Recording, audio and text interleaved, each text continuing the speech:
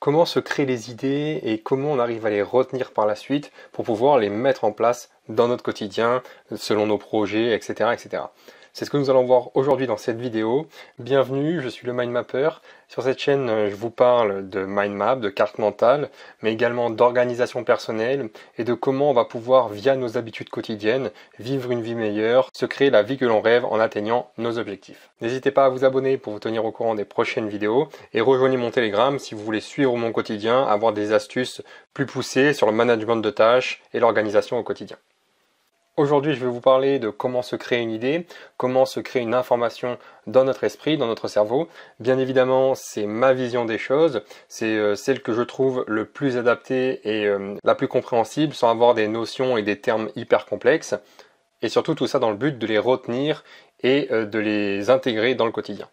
Comme vous le voyez ici, on se trouve dans une mind map. C'est la mind map de la formation L'apprentissage que je vous mets en description si vous voulez aller plus loin et avoir toutes les informations qui se trouvent dans cette formation. On va zoomer un petit peu. Voilà, comment se structure notre schéma de pensée. La première chose, c'est que quand l'idée va arriver, ou la pensée, ou l'événement, la situation, tout ça en fait ce sont des données, différentes données qui n'ont pas vraiment de lien, de contexte.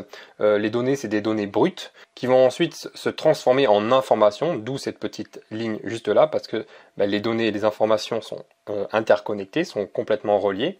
Parce que notre cerveau fait ça hyper rapidement, on a plein de données, il les transforme directement en informations compréhensibles. Alors c'est quoi la différence entre ces deux termes ? Donc les données, comme je vous le disais, c'est toutes les entrées dans le cerveau ou dans un logiciel. On parle, donc ici j'ai choisi le terme données parce que pour que ce soit compréhensible. Et donc ça vient sous la forme de données brutes, sans lien, sans contexte. C'est simplement des données, le prix d'un article par exemple, la couleur d'un vêtement, la taille des chaussures, le fonctionnement d'un système, etc., etc. Ce sont des données brutes que, voilà, si je vous dis simplement 27 €, vous allez me dire, oui, mais c'est relatif à quoi? Qu'est-ce qui vaut 27 €? Vous voyez ce que je veux dire? Si je vous dis bleu, vous allez me dire, oui, mais c'est quoi qui est bleu? Vous comprenez ce que je veux dire? Donc, c'est simplement des données brutes qui, sans contexte, ne veulent rien dire. Et le cerveau fait ça très rapidement. En fait, il va transformer ces données en informations qui seront intelligibles, qui seront compréhensibles. Donc, on va savoir que 27 €, en fait, c'était un t-shirt bleu. Vous voyez ce que je veux dire? On a la donnée 27 €, on a la donnée bleue, on a la donnée t-shirt, et en réunissant ces trois données, on arrive à l'information t-shirt bleu qui coûte 27 €. Et ce fonctionnement se fait très rapidement dans notre cerveau. L'information ensuite, elle va être là pour hiérarchiser justement les données et pour leur donner de l'importance selon leur domaine. T-shirt bleu et 27 €, ça va être par exemple classé dans le domaine vêtements, le domaine habits, le domaine mode, etc., etc. Et donc comme ça, notre cerveau va classer ces informations dans plusieurs sous-domaines en transformant la donnée brute en information compréhensible, c'est ce que je vous ai dit juste avant, et en agençant les informations dans les mêmes centres d'intérêt. Ce qui fait qu'ensuite, l'information sera plus facilement retrouvable. On sait que ce t-shirt bleu, il vaut 27 €, il est dans le dossier entre guillemets mode, habits, vêtements, enfin peu importe.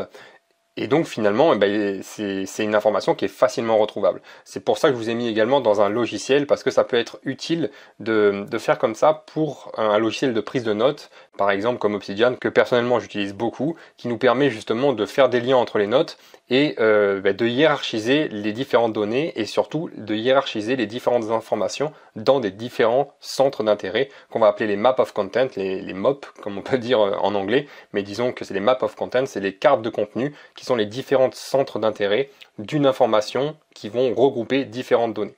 Ensuite, on va avoir les connaissances qui vont être le fait de créer du lien entre les différentes informations.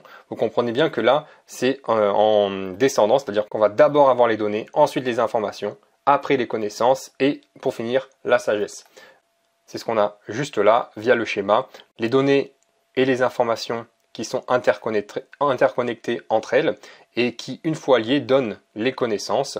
Et les connaissances, plus on a de connaissances, plus on va comprendre l'arborescence de notre système, etc. C'est comme ça qu'on va pouvoir acquérir de la sagesse. Si je reviens sur connaissances ici, comme je vous disais, c'est ce qui va nous permettre de créer du lien, de faire des liens entre les différentes informations et de lier les informations entre elles. Si je prends un autre exemple où, admettons, on étudie la philosophie parce que c'est quelque chose qui nous intéresse, on a envie de voir le monde différemment, de comprendre nos façons de penser, les différentes manières de penser aussi par rapport au siècle dernier, etc. Et on va étudier Nietzsche par exemple. Nietzsche va être une donnée au départ dans notre cerveau parce qu'on ne sait pas qui il est. Vous comprenez ce que je veux dire. Ensuite, on va avoir le 19e siècle, donc c'est le siècle où il a vécu. Après, on va avoir toutes les notions dont il a pu parler, l'éternel retour, la volonté de puissance, le surhomme, etc., etc. Tout ça, ça va être des données. Les informations, ça va permettre de les lier entre elles. Et la connaissance va être qu'on va comprendre l'éternel retour, on va comprendre le surhomme de Nietzsche, on va comprendre sa volonté de puissance. Tout ça lié via des informations, via différentes données.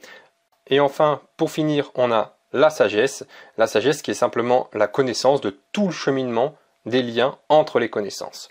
Ça n'arrive pas comme ça d'un claquement de doigts, comme on voit de partout avec le tout de suite. La sagesse sur un domaine en particulier est quelque chose qui prend du temps, qui va nous permettre ensuite de connaître, peut-être pas à 100%, mais une grande partie, une large partie du domaine en question. Si je reprends cet exemple de philosophie, bien évidemment, il n'y a pas que Nietzsche. Il y a également tous les autres philosophes qui vont avoir des notions qui peuvent être liées entre elles parce que elles vont avoir certaines données, certaines informations qui se rejoignent, mais dans un sens différent, dans un contexte différent, dans une époque différente, etc.